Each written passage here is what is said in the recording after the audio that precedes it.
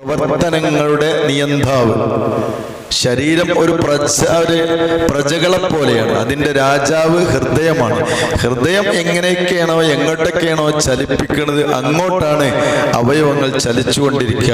അഥവാ ഒന്നുകൂടി വിസ്തരിച്ച് പറഞ്ഞാൽ, നമ്മളൊരു കാര്യം ആദ്യം നമ്മുടെ ഹൃദയത്തിലുണ്ടാവും.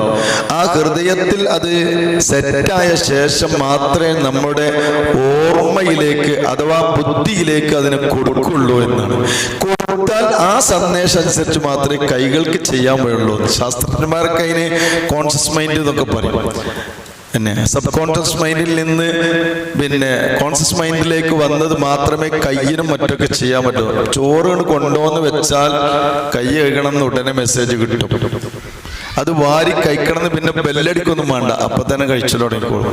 കൈ ചോറ് വാരിയിട്ട് പിന്നെ എന്ത് വേണ്ട, ഇനിയിപ്പോ വായ എവിടെയെന്ന് അന്വേഷിക്കോ ഇല്ല, കറക്റ്റായിട്ട് പോകും. എന്തുകൊണ്ടാണ്? തൻ്റെ ബുദ്ധി കൊടുക്കുക. അപ്പൊ തൻ്റെ ഹൃദയത്തിന്റെ ഉള്ളിൽ ആദ്യം നിക്ഷേപിക്കപ്പെടുന്ന വിഷയങ്ങളാണ് ഉണ്ടാവുക. അപ്പൊ ആദ്യം തയ്യാറാവേണ്ടത് ഹൃദയമാണ്, അമലുകളുടെ അന്തസത്ത. അതുകൊണ്ടാണ് ബാബ് തുടങ്ങുകയാണ്. ഇപ്പൊ ഇതൊക്കെ ആമുഖാണല്ലോ അല്ലെ.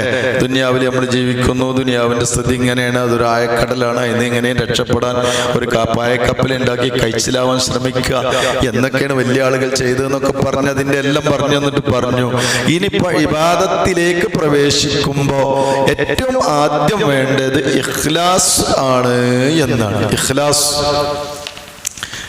നമ്മൾ ഭാഷാർത്ഥത്തിൽ എന്താ പറയും? നിഷ്കളങ്കത എന്ന് പറയും അല്ലെ. ഇഖ്ലാസിനിപ്പോ നമ്മളതായ അർത്ഥം. പ്രത്യേകിച്ച് ഈ ദർശനം സംബന്ധിച്ചിടത്തോളം നമ്മളിതൊരു ക്ലാസ് ആയിട്ട് ഓൺലൈനിലോ മറ്റോ കൊടുക്കണതിൽ അവതരിപ്പിക്കാൻ കഴിയില്ല. നമ്മളെ മുമ്പിൽ നമ്മുടേതായ ഭാഷയിൽ സംസാരിക്കണം. അപ്പൊ എന്താന്ന് ചോദിച്ചാല്, ഇഖ്ലാസ് എന്ന് പറഞ്ഞാൽ നമ്മൾ എന്താ മനസ്സിലാക്കിക്കണെന്നാണ്. എന്താണ് മനസ്സിലാക്കിയിട്ടുള്ളത്? ഒരു കാര്യം അതിന്റെ യഥാവിധി മുറ പോലെ ചെയ്യാ. നമ്മൾ പറഞ്ഞ ആർക്കെങ്കിലും വേണ്ടിയിട്ട് ചെയ്യല്ല, അവനവനുള്ളതാണ് എന്ന് മനസ്സിലാക്കി ചെയ്യാം. അപ്പൊ ജോലിക്ക് പോയാലും ഇഖ്ലാസ് വേണം. നമ്മളോട് ഒരാൾ പറഞ്ഞു ഇതൊക്കെയാണ് ചെയ്ത ആളായിരുന്നു, അതൊക്കെയാണ് ചെയ്ത് അവരെ കണ്ണുപൊടിയിട്ട് ഒറ്റ പോക്കാണ്ട് പോയി. അവർക്കിപ്പോ അത് മനസ്സിലാവൂല എങ്ങനെ ഇപ്പൊ ഇയാൾ ചെയ്തത്. വെള്ളത്തിൽ കന്നൂട്ട് അറിയാം, പരിപാടി പറ്റൂല. അതൊരു നിഷ്കളങ്കമായതല്ല.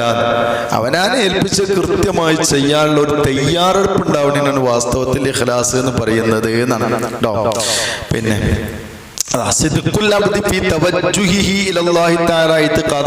എന്നാണ് ഇതിന്റെ ഡെഫിനിഷൻ കൊടുത്തോർത്തൊക്കെ പറഞ്ഞിട്ടുള്ളത്. അള്ളാഹുലേക്ക് അമല് കൊണ്ടും വിശ്വാസം കൊണ്ടും മുന്നിടുന്ന ഒരാളുടെ മനസ്സ് അതിന്റെ കൂടെ നിൽക്കുക, മനസ്സും കൂടെ നിൽക്കുക, അപ്പളേ കൃത്യമുള്ളൂ എന്നാണ്. ഇത് ഇബാദത്തുൽ ഖൽബ് എന്നാണ്. നമ്മളെ കാര്യങ്ങളൊക്കെ എങ്ങനെയല്ല. ഇപ്പൊ ഇസ്ലാം കാര്യമാണെങ്കിലും അങ്ങനെയല്ലോ. ഇസ്ലാം കാര്യത്തിൽ നിന്ന് ഒന്നാമത്തെ നമ്മൾ പറയലേതാ? ഷഹാദത്ത് കലിമ രണ്ടും മറന്നോ? ഷഹാദത്ത് കലിമ രണ്ടും അർത്ഥം അറിഞ്ഞ് മനസ്സിൽ ഉറപ്പിച്ച് പറയാം. മനസ്സിൽ ഉറപ്പിക്കണം.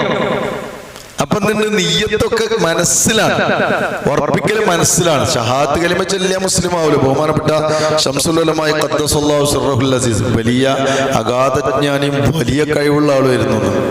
വലിയ കഴിവുള്ള പണ്ഡിത ലോകത്തിന് മാത്രമല്ല പേടി, മൂപ്പര് എല്ലാവർക്കും പേടിയായിരുന്നു.